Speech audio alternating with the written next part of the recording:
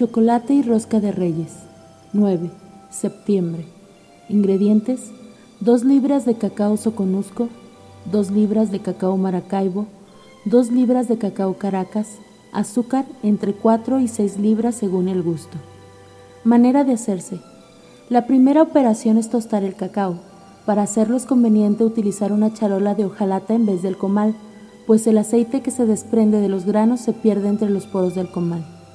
Es importantísimo poner cuidado en este tipo de indicaciones, pues la bondad del chocolate depende de 3 cosas a saber: de que el cacao que se emplee esté sano y no averiado, de que se mezclen en su fabricación distintas clases de cacao y por último de su grado de tueste. El grado de tueste aconsejable es el del momento en que el cacao comienza a despedir su aceite. Si se retira antes, aparte de presentar un aspecto descolorido y desagradable, lo hará indigesto. Por el contrario, si se deja más tiempo sobre el fuego, el grano quedará quemado en gran parte y contaminará de acrimonia y aspereza el chocolate. Tita extrajo solo media cucharadita de este aceite para mezclarlo con aceite de almendras dulces y preparar una excelente pomada para los labios. En invierno se le partían invariablemente, tomara las precauciones que tomara. Cuando era niña, esto le causaba gran malestar, pues cada vez que se reía se le abrían sus carnosos labios y le sangraban, produciéndole un intenso dolor. Con el tiempo lo fue tomando con resignación, y como ahora no tenía muchas razones que digamos para reír, no le preocupaba en lo más mínimo. Podía esperar tranquilamente hasta la llegada de la primavera para que desaparecieran las grietas. El único interés que la movía a preparar la pomada era que por la noche vendrían a la casa algunos invitados a partir la rosca de reyes. Por vanidad, no porque pensara reírse mucho. Quería tener los labios suaves y brillantes durante la velada. La sospecha de estar embarazada no la hacía sentirse como para tener la risa a flor de labio. Nunca pensó en esta posibilidad al consumar su amor con Pedro. Aún no se lo comunicaba a él. Esta noche pensaba hacerlo, pero no sabía cómo.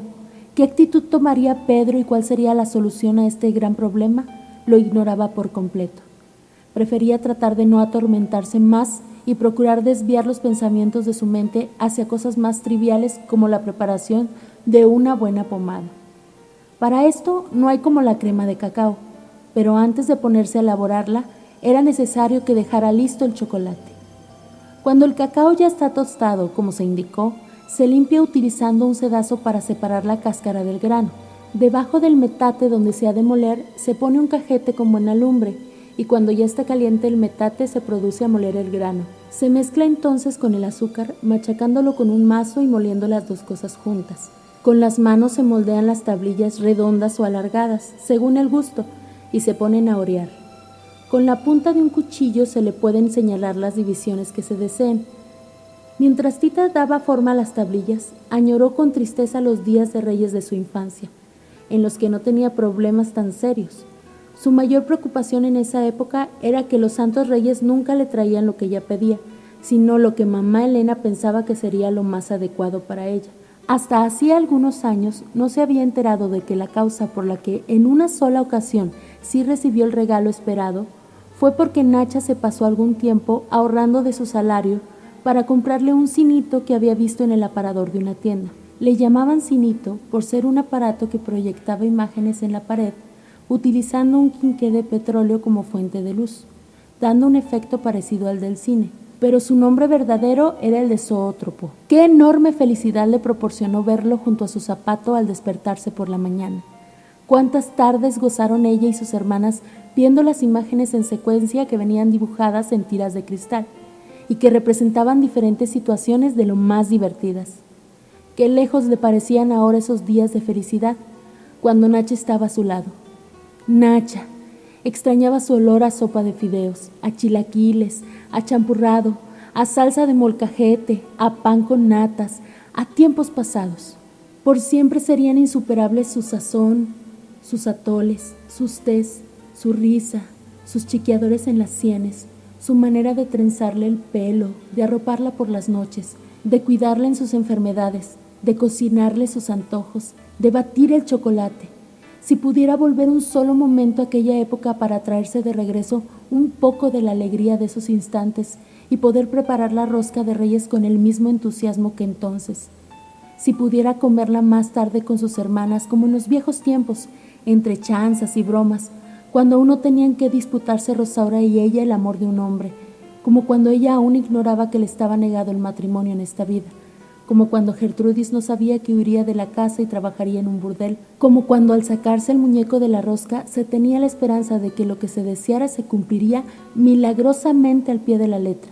La vida le había enseñado que la cosa no era tan fácil, que son pocos los que pasándose de listos logran realizar sus deseos a costa de lo que sea, y que obtener el derecho de determinar su propia vida le iba a costar más trabajo del que se imaginaba. Esta lucha la tendría que dar sola, y esto le pesaba. Si al menos estuviera a su lado Gertrudis, su hermana, pero parecía más probable que un muerto volviera a la vida que Gertrudis regresara a la casa. Nunca habían vuelto a recibir noticias de ella, desde que Nicolás le había hecho entrega de su ropa en el burdel donde había ido a caer.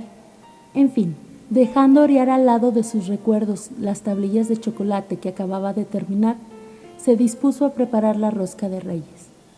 Ingredientes: 30 gramos de levadura fresca, 1,25 kilos de harina, 8 huevos, 2 cucharadas de agua de azahar, 1,5 tazas de leche, 300 gramos de azúcar, 300 gramos de mantequilla, 250 gramos de frutas cubiertas, un muñeco de porcelana. Con las manos o utilizando un tenedor se desbarata la levadura en 1/4 kilo de harina, agregándole poco a poco media taza de leche tibia. Cuando están bien incorporados los ingredientes, se amasan un poco y se dejan reposar en forma de bola, hasta que la masa crezca el doble de su tamaño. Justo cuando Tita ponía la masa a reposar, Rosaura hizo su aparición en la cocina. Venía a pedirle su ayuda para poder llevar a cabo la dieta que John le había recetado. Desde hacía unas semanas tenía graves problemas digestivos, sufría de flato y mal aliento. Rosaura se sintió tan apenada por estos trastornos que inclusive tuvo que tomar la decisión de que Pedro y ella durmieran en recámaras separadas. De esta manera aminoraba un poco su sufrimiento al poder desalojar ventosidades a su antojo. John le había recomendado abstenerse de alimentos tales como raíces y legumbres y realizar un activo trabajo corporal. Esto último se le dificultaba por su excesiva gordura. No se explicaba por qué, desde que regresó nuevamente al rancho, había empezado a engordar tanto, pues seguía comiendo lo mismo de siempre. El caso es que le costaba un trabajo enorme poner en movimiento su voluminoso y gelatinoso cuerpo. Todos estos males le estaban acarreando infinidad de problemas, pero el más grave era que Pedro se estaba distanciando de ella cada día más. No lo culpaba, ni ella misma soportaba su pestífero vaho, ya no podía más. Era la primera vez que Rosaura se abría de capa con Tita y trataba estos temas con ella. Inclusive le confesó que no se había acercado antes por los celos que le tenía. Pensaba que entre ella y Pedro había una relación amorosa latente, escondida bajo las apariencias. Pero ahora que veía lo enamorada que estaba de John y lo cercano de su matrimonio con él, se había dado cuenta de lo absurdo que era seguir guardando este tipo de recelos. Confiaba en que aún era tiempo para que entre ellas surgiera una buena comunicación. La verdad, la relación Rosaura-Tita hasta ahora había sido como la del agua en aceite hirviendo. Con lágrimas en los ojos le rogó que por favor no le guardara rencor por haberse casado con Pedro, y le pidió su consejo para recuperarlo. Como si ella estuviera para darle ese tipo de consejos. Con pena, Rosaura le comentó que Pedro tenía muchos meses de no acercársele con intenciones amorosas. Prácticamente la rehuía. Esto no le preocupaba mucho, pues Pedro nunca había sido muy dado a los excesos sexuales. Pero últimamente no solo eso, sino que detectaba en sus actitudes un abierto rechazo a su persona. Es más, podía precisar exactamente desde cuándo, pues lo recordaba perfectamente. Fue la noche en que el fantasma de mamá Elena había empezado a aparecer. Ella estaba despierta esperando que Pedro regresara de un paseo que había salido a dar. Cuando regresó, casi no le prestó atención a su historia del fantasma. Estaba como ausente. Durante la noche, ella había tratado de abrazarlo, pero él o estaba muy dormido o fingió estarlo, pues no reaccionó a sus insinuaciones. Más tarde lo había escuchado llorar quedamente, y ella, a su vez, había fingido no oírlo. Sentía que su gordura, su flato y su mal aliento definitivamente estaban alejando a Pedro de su lado cada día más, y no le veía solución. Le pedía por lo tanto su ayuda, La necesitaba como nunca y no tenía a nadie más a quien recurrir. Su situación cada día era más grave. No sabría cómo reaccionar al qué dirán si Pedro la abandonaba. No lo resistiría. El único consuelo que le quedaba era que al menos tenía a su hija Esperanza. Ella tenía la obligación de estar a su lado para siempre. Las primeras palabras de Rosaura habían causado estragos en la conciencia de Tita. Pero en cuanto escuchó por segunda ocasión cuál sería el destino de Esperanza, tuvo que hacer un soberano esfuerzo por no gritarle a su hermana que esta idea era la más aberrante que había escuchado en toda su vida. No podía iniciar en estos momentos una discusión entre ellas que diera al traste con la buena voluntad que sentía de compensar a Rosaura del daño que le estaba causando. Así que en lugar de externar sus pensamientos, le prometió a su hermana prepararle una dieta especial para ayudarla a bajar de peso, y amablemente le proporcionó una receta de familia contra el mal aliento. El mal aliento tiene su origen en el estómago, y son varias las causas que contribuyen a ello. Para hacerlo desaparecer, debe principiarse por gargarismos de agua salada, sorbiéndola al propio tiempo por las narices, mezclada con algunas gotas de vinagre de alcanfor pulverizado. Paralelamente, hay que masticar continuamente hojas de menta. El plan propuesto, seguido con constancia, es capaz por sí solo de purificar el aliento más pestilente. Rosaura le agradeció infinitamente su ayuda y rápidamente salió a la huerta a recoger hojas de menta, no sin antes suplicarle absoluta discreción en este delicado asunto. El rostro de Rosaura reflejaba un gran alivio. En cambio, Tita estaba destruida. ¿Qué era lo que había hecho? ¿Cómo resarcir el daño a Rosaura, a Pedro, a ella misma, a John? ¿Con qué cara lo iba a recibir dentro de unos días cuando regresara de su viaje? John, la persona a quien solo tenía cosas que agradecer. John, el que la había vuelto a la cordura. John, el que le había mostrado el camino a la libertad. John, la paz, la serenidad, la razón. Verdaderamente él no se merecía esto. ¿Qué decirle? ¿Qué hacer? Por lo pronto, lo mejor era que continuara preparando la rosca de Reyes, pues la masa con levadura que había dejado reposando mientras platicaba con Rosaura ya estaba lista para el paso siguiente. Con el kilo de harina se forma una fuente sobre la mesa. En el centro se ponen todos los ingredientes y se van amasando empezando por los del centro y tomando poco a poco la harina de la fuente, hasta que se incorpora toda. Cuando la masa que contiene la levadura ha subido al doble de su tamaño, se mezcla con esta otra masa, integrándolas perfectamente hasta el punto en que se desprendan de las manos con toda facilidad. Con una raspa se quita la masa que se va quedando pegada en la mesa, para integrarla también.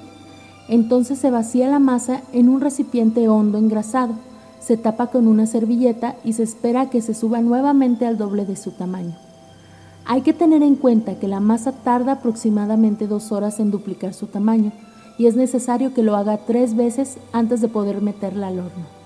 Cuando Tita estaba cubriendo con una servilleta la vasija donde puso a reposar la masa, una fuerte ráfaga de viento azotó la puerta de la cocina, abriéndola de par en par y permitiendo que un frío helado la invadiera. La servilleta voló por los aires y un gélido estremecimiento recorrió la espalda de Tita.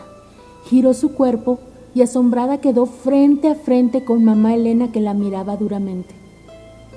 Te dije muchas veces que no te acercaras a Pedro. ¿Por qué lo hiciste? Yo lo intenté, mami, pero nada. Lo que has hecho no tiene nombre. Te has olvidado de lo que es la moral, el respeto, las buenas costumbres. No vales nada. Eres una cualquiera que no se respeta ni a sí misma.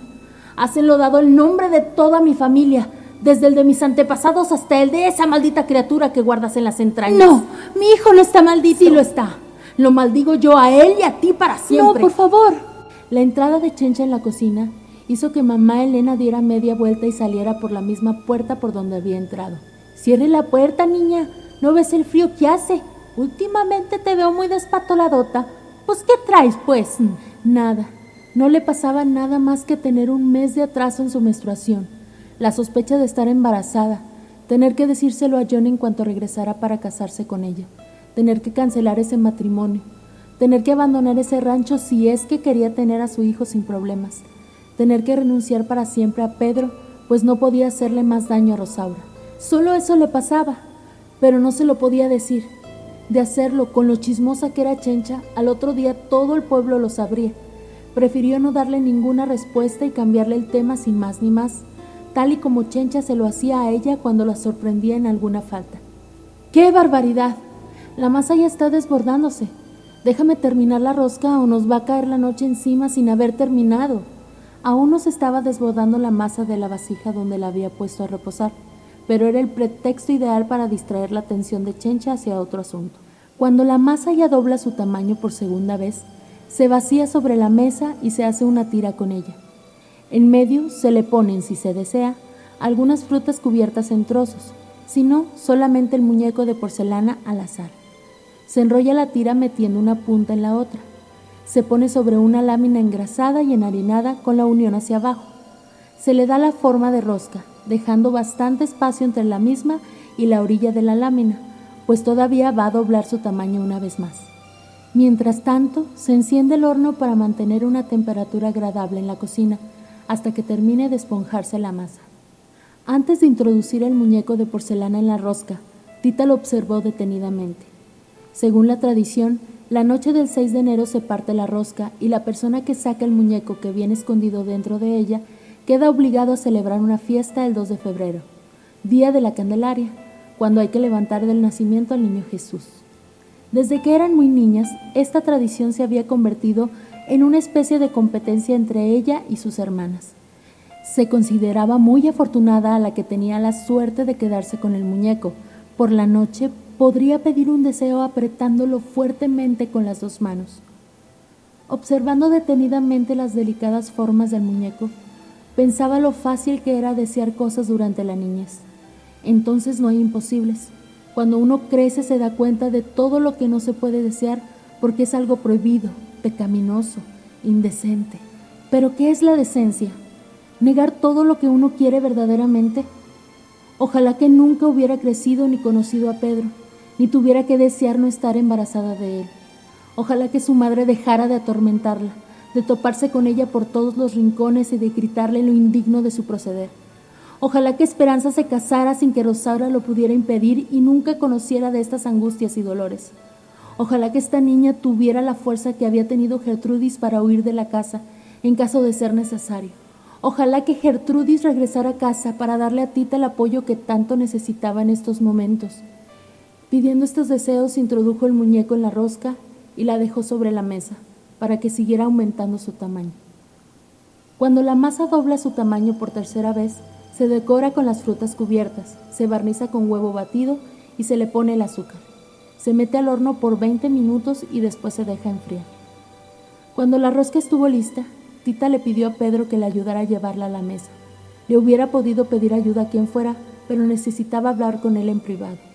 Pedro, necesito hablarle a solas. Es muy fácil. ¿Por qué no va al cuarto oscuro? Ahí lo podemos hacer sin que nadie nos moleste. Llevo muchos días esperando que vaya. Lo que tengo que decirle es precisamente sobre esas visitas. La entrada de Chencha interrumpió la conversación para informar que los Lobo acababan de llegar a la fiesta y solo estaban esperando por ellos para partir la rosca. Entonces a Tita y a Pedro no les quedó otra que suspender la conversación y llevar la rosca al comedor, donde era esperada con ansiedad. Cuando iban atravesando el pasillo, Tita vio a su madre parada junto a la puerta del comedor, lanzándole una mirada de furia. Tita se paralizó. El pulque empezó a ladrarle a mamá Elena, que caminaba amenazadoramente hacia Tita. El perro tenía el pelo del lomo erizado por el miedo y caminaba defensivamente hacia atrás. Su aturdimiento hizo que metiera una pata trasera dentro de la escupidera de latón que se encontraba al final del pasillo, junto al helecho, y que al tratar de salir corriendo la azotara contra el piso, dejando regado por todos lados el contenido de este. El escándalo que provocó llamó la atención de los dos invitados, que ya se encontraban reunidos en la sala. Se asomaron al pasillo muy alarmados y Pedro les tuvo que explicar que el pulque, tal vez por la vejez, últimamente hacía este tipo de cosas inexplicables, pero que todo estaba bajo control. Sin embargo, Paquita Lobo se dio cuenta de que Tita estaba a punto del desmayo. Pidió que alguien más le ayudara a Pedro a llevar la rosca al comedor, pues ella veía a Tita muy indispuesta. La tomó del brazo y la llevó a la sala. Le dieron a oler sales y después de un momento se recuperó por completo. Entonces decidieron pasar al comedor. Antes de salir, Paquita detuvo a Tita un segundo y le preguntó: ¿Ya te sientes bien? Aún te noto medio mareada y tienes una mirada que, de no ser porque yo sé perfectamente que eres una muchacha decente, juraría que estás embarazada. Tita, riendo y tratando de no darle importancia, le respondió: ¿Embarazada? Solo a usted se le ocurre. ¿Y qué tiene que ver la mirada con eso? Yo puedo ver en los ojos de una mujer inmediatamente cuando está embarazada. Tita agradeció que el pulque la salvara nuevamente de una situación difícil, pues el escándalo de los 1000 demonios que estaba armando en el patio le evitó tener que seguir conversando con Paquita. Además de los ladridos del pulque, se escuchaba el sonido provocado por el galope de varios caballos. Todos los invitados ya estaban en casa. ¿Quién podría ser a estas horas? Tita se dirigió rápidamente a la puerta, la abrió y vio cómo el pulque le hacía fiestas a la persona que venía al frente de una compañía de revolucionarios. Hasta que se acercaron lo suficiente, no pudo apreciar que quien venía al mando de la tropa era nada menos que su hermana Gertrudis. A su lado cabalgaba el ahora general Juan Alejandres, el mismo que le había robado tiempo atrás. Gertrudis se bajó del caballo y, como si el tiempo no hubiera pasado, dijo con desparpajo que, sabiendo que era día de partir la rosca de Reyes, había venido por una buena taza de chocolate recién batido. Tita, abrazándola emocionada, la llevó de inmediato a la mesa para cumplirle el deseo. En la casa lo hacían como nadie, pues ponían mucho esmero en todos los pasos a seguir para hacerlo, desde su fabricación hasta la batida del chocolate, que es otro capítulo importantísimo. La impericia al batirlo puede ocasionar que un chocolate de excelente calidad se convierta en detestable, o por su falta de conocimiento, o por estar pasado de punto, o muy espeso o aún quemado. El método para evitar todas las fallas anteriores es muy sencillo. Se pone en la lumbre una tablilla de chocolate con agua. La cantidad de agua debe ser un poco mayor que la que se necesite para llenar el pocillo en que se ha de hervir. Cuando da el primer hervor, se aparta del fuego y se deshace la tablilla perfectamente. Se bate con el molinillo hasta que esté bien incorporada con el agua.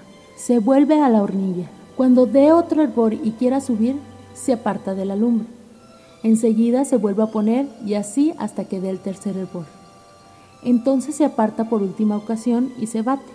Se sirve la mitad en el pozuelo y se vuelve a batir el restante. Entonces se sirve todo dejando la superficie cubierta de espuma. Se puede hacer también con leche en lugar de agua, pero en este caso solo se le da un hervor. La segunda ocasión que se pone al fuego se bate para que no quede muy espeso. El chocolate hecho con agua es de mejor digestión que el de leche.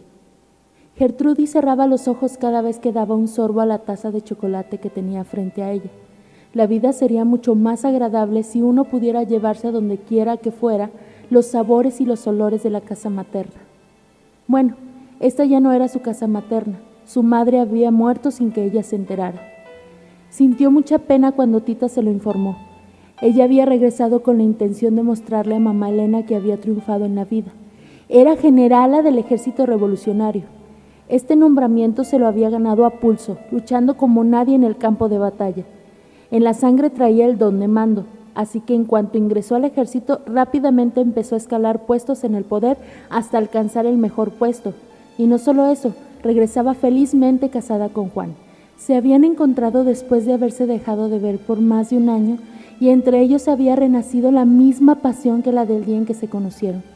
¿Qué más podía pedir una persona? ¿Cómo le gustaría que su madre la hubiera visto y cómo le gustaría volverla a ver? Aunque solo fuera para que le indicara con la mirada que era necesario que utilizara la servilleta para limpiarse los restos de chocolate en los labios. Este chocolate estaba preparado como en los viejos tiempos. Gertrudis lanzó una plegaria en silencio y con los ojos cerrados, pidiendo que Tita viviera muchos años más cocinando las recetas de la familia. Ni ella ni Rosaura tenían los conocimientos para hacerlo, por lo tanto, el día que Tita muriera, moriría junto con ella el pasado de su familia. Cuando todos terminaron de cenar, pasaron a la sala, donde dio comienzo el baile. El salón estaba perfectamente iluminado por una colosal cantidad de velas. Juan impresionó a los invitados tocando de maravilla la guitarra, la armónica y el acordeón. Gertrudis llevaba el ritmo de las piezas que Juan interpretaba, golpeando el piso con la punta de su bota.